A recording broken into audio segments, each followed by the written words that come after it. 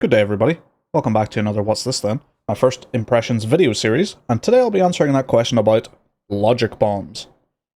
So, logic bombs, as you might imagine from the name, or not find too surprising, is a logic puzzler game. And just to give you a little bit from the Steam description here, where the rules are rules and the next step can always be deduced. Now, one interesting thing about this game is that it is developed by Matthew Matosis. Now, if you are in any way familiar with the video game critique scene on YouTube, you will probably have heard of Matthew Matosis or have come across his videos at some point, or you're an active fan of the channel, something like that. So it's interesting to see someone who critiques video games put out a video game. I don't think it's something that you see terribly often, so that already puts this game in kind of an interesting light for me. And to be honest, it's probably the main reason I'm playing it. Logic puzzlers are not something I'm terribly interested in, but in the interest of transparency, I am sort of a fan of his YouTube videos. I think the way he delivers his critiques and the way he talks about like why he thinks certain things work, why certain things don't work, etc., I think it puts him in sort of the higher end of my estimation of these different YouTube critiquers, this scene, essentially.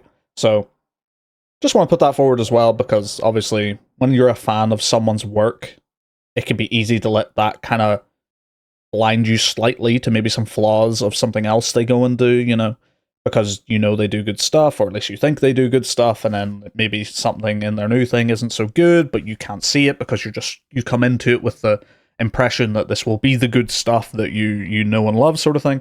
So just want to put that out there.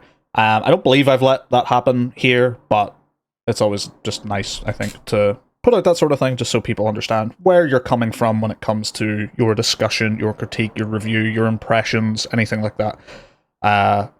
Of anything, really. So that's where I'm coming from on this game.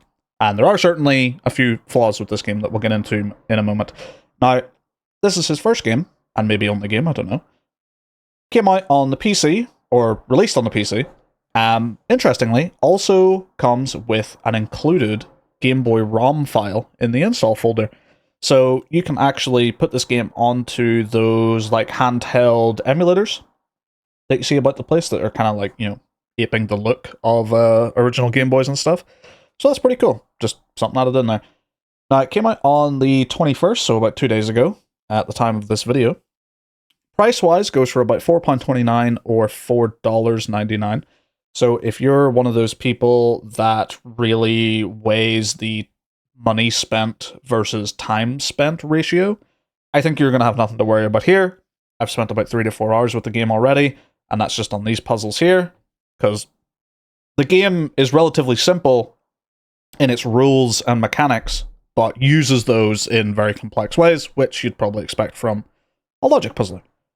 So, before we jump into it, I'm going to be showing you the first two puzzles, just so I can give you a little rundown on those. But first, I want to jump into the settings menu, as always, so we can have a look at what we got here. So, because this game is sort of releasing, I guess, quasi for the Game Boy as well, it has a couple of themes. So the theme you're looking at right now is kind of what I'll sort of dub the PC theme, you know, the non-pixelated theme. But if we click here, we get like a Game Boy theme. And if we click again, we get the original Game Boy Green, which is really cool. Just an awesome little thing to chuck in there, really like it. The one thing I will say is that on this particular monitor, so 32-inch, this can be kind of hard to look at just because every pixel is so like large. It can feel kind of like overwhelming to look at. So one thing I would have quite liked to see is just like a little scaler so that I could kind of shrink down the game size just to have it a little bit easier on the eyes on a screen like this. This could be a very personal thing. In fact, it almost certainly is. Most people probably won't have this issue. This is just kind of me talking about something I would like to see in the game.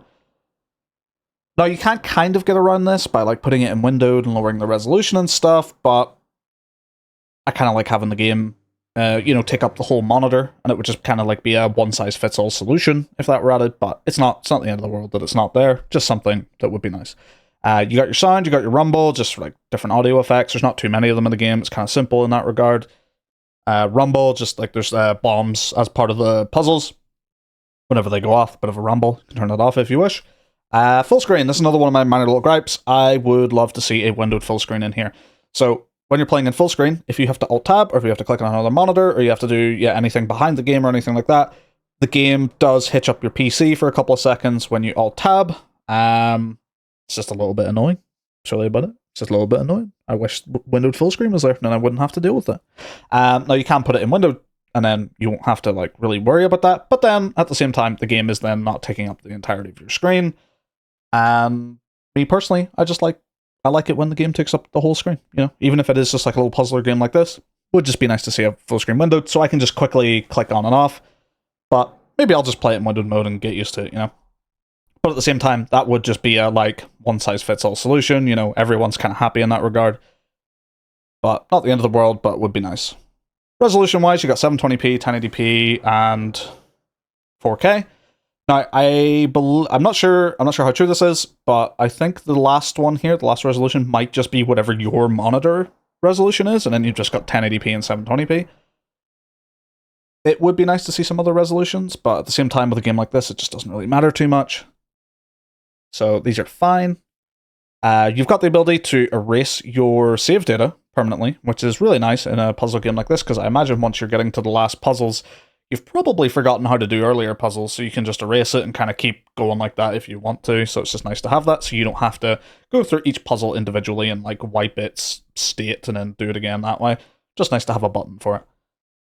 Now, the major gripe that I have with the settings menu is that there is no way to change what buttons the game displays to you when you're in the levels. So, in fact, actually, let's jump into the first level now, and I will show you exactly what I mean. So this is our first level. You can see on the left, mark empty B button, and that's this little X here, so you can denote an empty square. Those are the Game Boy controls. You know, on the right, you see A button, place wall. So, obviously, on PC, this is left click and right click, but you know, maybe you wouldn't know that. Maybe you think this is a keyboard-only sort of game, because I could absolutely see how someone might think that, but, you know, it's just one of those things that would be really nice just to have it change to reflect what platform you're playing on and stuff, considering I imagine PC is going to be the most likely platform that people are playing on. Like, don't get me wrong, that Game Boy ROM file thing is really, really cool. Love to see it. Just wish I could change these to PC controls, especially because in one of the puzzles later, it tells you about how you can wipe a save. You can individually go to a puzzle and wipe the save on it, so you can just replay that one, but it doesn't tell you how to do that. So it's weird, because it kind of lends itself to this like funny little situation where you're almost logically deducing what button it is most likely going to be to do these things. And in my opinion, at least, they line up with what I would logically expect it to be, but at the same time, you can't expect everyone to know that, and it would just be a nice thing. That is probably my biggest gripe with the game, is mostly setting stuff. Because when it comes to the actual like gameplay and stuff like that, it does what it says on the tin. It's a logic puzzler. You know what you're getting in for, so there you go. You know, the mechanics and stuff like that are deceptively simple, but the game gets progressively more complex using this rule set. And so far, at least, it says, you know, in one of the levels, I believe it's like, you know, there's no meta puzzles, everything can be figured out, you know, one step at a time. And so far, that is true, you know. It just depends on how quickly you're able to do that. But yeah, let's actually talk about the puzzles themselves, shall we? So, you get a grid. Inside the grid, there are usually bombs, imps, and a diamond. I don't know if there'll be anything more to this later. Maybe there will, maybe there'll be more stuff, but so far, every level, up until like level 7, I believe, or level 6, shows you a rule, and then after that there's no more rules, so maybe that's it. Maybe it just gets more complex with those individual things. Now, there are certain prerequisites you have to do within these sort of objects in the puzzle, so I'll not go over those yet. You can figure those out for yourself or get to those, because those won't be covered in the first 2 levels. But the first rule, each row and column contains the stated amount of walls. So you can see on the left and at the top here, there are numbers. This is how many walls have to be in that row or column. Or in fact, row and column. So as we can see here, there's a 9 at the top here. There has to be 9 walls in this column. Has to be. That is one of the rules. But there's a bomb here. So naturally, what we can do is put walls all the way down. And that fulfills this part of it. Because now there's 9 here. And that's how many can only be there. So this is part of your like logic and deduction, and you will use these sort of systems to work your way through levels. Now another thing you have to do, you don't just place the walls, you also have to denote every empty square. So it's not enough just to place the walls, you also have to place where the empty squares are. So we can see on the left, we've got a 0. That means there are no walls on this entire row. And then you can see that sort of changes the imp sprite or graphic to be slightly different there, just to sort of say like, hey look, this bomb is probably going to kill this imp, or will kill this imp. We've got a 0 at the top here in this column, so we can work our way down, place empty ones there. And then what you can also do is once a row or column has been fulfilled, it goes grey. Now, it won't do that just because you got it right, it'll do that just because that's how many walls are in there. So it doesn't necessarily mean it's correct, it just means it's fulfilled. But we know 9 have to be in here, which means there has to be all these filled, which means this one has to be this one. And then we can go through here, placing those, so we know that's empty. So what's the next thing we can do? So because these have to be here, and we know this is empty, it means this 9 over here has to be filled like this. It just has to be. That is like sort of logically how you work that one out. The next step from there is that we see this 8 up here. We have an empty spot here, because this has to be empty. We have a bomb down here, which means the rest of this has to be all filled out with walls. And then this is sort of how you play the game, essentially. You go through and you look at the numbers, you look at the placements of everything, and you just go like, it has to be there like that. It only makes sense. So, for example, because we've now got 2 walls inside this row of the 2, following our logic, it means this 2 has been fulfilled. So we know this is now empty. We know this entire row is completely fulfilled. So where can we go from that one? So our next step would probably be to have a look at... See, it's weird doing logic puzzle stuff when you already know the answer. Like, I already know what the layout of this puzzle looks like, essentially. So it's a little bit of a funny one. Trying to, like, not only am I trying to work through the logic of the puzzle again, but I actually know the answer. So it's like my brain just wants to make shortcuts to everywhere. But yeah, so the next step is this 1 up here has been fulfilled. So we know this is all completely empty. And then that lets us get this 8, because we know we have 2 squares here that are empty. So every other one has to be a wall. So that's that one done. And then essentially from there, we can work out the 7, because we have an empty, and we have a bomb. So that's 3 slots taken care of, which means everything else has to be like that. Same thing for the 3 over here. Now that that's fulfilled, we can do that. Now that this 2's fulfilled, we can do that. And I think you can kind of see the pattern that this is kind of creating. Some of the levels have like patterns to them, but it's very easy to let your mind think, oh, there's going to be patterns for all of them, or you're going to start seeing patterns that are actually like hindering you because there's no pattern actually there. And it's a funny one. It's kind of like how people describe the Tetris effect. You know, once they've played enough Tetris and they start seeing patterns of like Tetris shapes everywhere, and like trying to, I don't know, yeah, you just see Tetris shapes and patterns everywhere, and it's kind of the same in this. Like, you start seeing shapes kind of create themselves, and you start thinking like, oh, is that like a little way that I can like almost cheat on this puzzle? You know, I've seen the pattern. I can maybe just fill it out, and then it'll hit you with like, you know, something that isn't based on that pattern, and then you get totally messed up, and then you'll probably have to restart, and then yeah, it's just funny. It's just funny. So yeah, the way to complete this one is literally just, I believe it's like that one there. Yeah, so all those are filled out, and then we denote the empties, and then the bombs go off. And that's it. You've done the first puzzle. And then you'd sort of move on to the next one. And here you get rules 2 and 3. So bombs always burst orthogonally. I believe this just means in ways that create right angles, if I remember right. So essentially what it means is this little shape down here. It's always going to explode like up, right, down, left, because that's a right angle created when it does that. And rule 3, all the imps must be eliminated. So you can kind of see, based on the direction that the bombs have to explode, and based on how many imps there are, this bomb has to kill these 4, this bomb has to kill these 4.